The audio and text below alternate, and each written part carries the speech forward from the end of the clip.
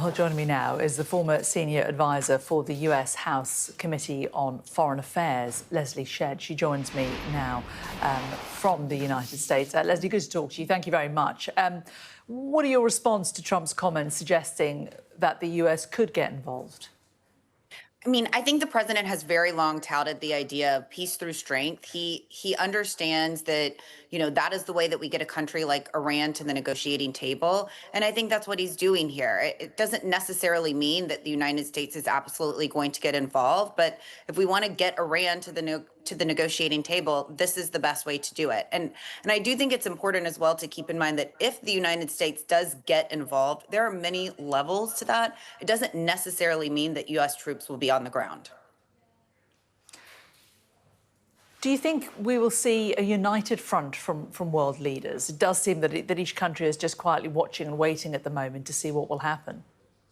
I mean, that is really the big outstanding question that I have on US involvement, right? What especially our friends in the region think. There are absolutely a lot of private conversations happening right now between, Marco Rubio, between a lot of the national security personnel in the Trump administration and our friends especially in the Middle East, but also in Europe and around the world.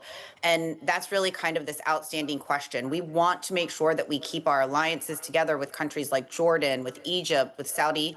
And it's really critical that we kind of have their buy-in, even if it's private buy-in, even if it's tacit buy-in, that we have that. I would say that if you have private conversations with many of these countries, if not all of them, they would say they're not opposed to us or to somebody going in and getting rid of Fordo and making sure that that Iran does not have nuclear capabilities anymore. The question is, what that means for their people back home, their people in their country, and whether or not, it creates a political problem for them. And in terms of, I mean, that's, what Trump's hearing from the rest of the world. But in terms of what he is hearing from back in the US, from within the Republican Party, there's a real push me, pull me, isn't there, for the president at the moment? Just talk us through the differing opinions that are circulating in his circle.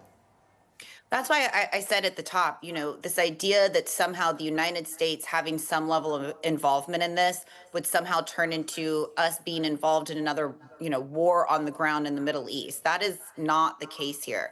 What the president has been doing is showing that he is willing to use force if necessary.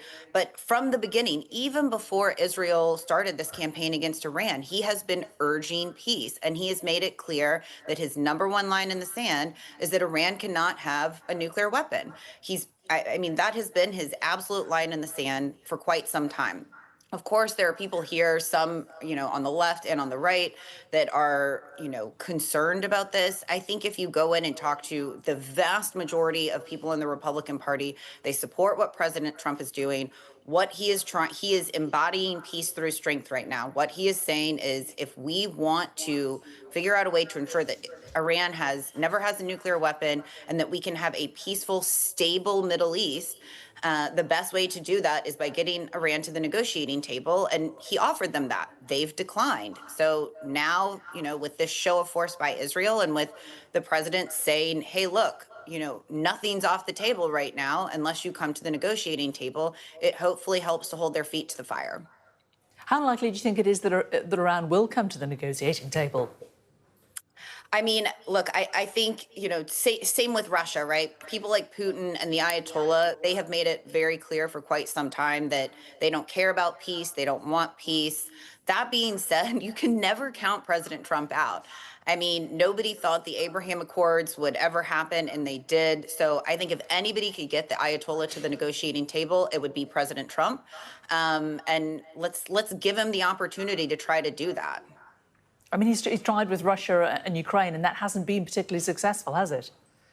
But just because there hasn't been absolute success as quickly as perhaps he wanted or others wanted doesn't mean that in the long term, he won't get that.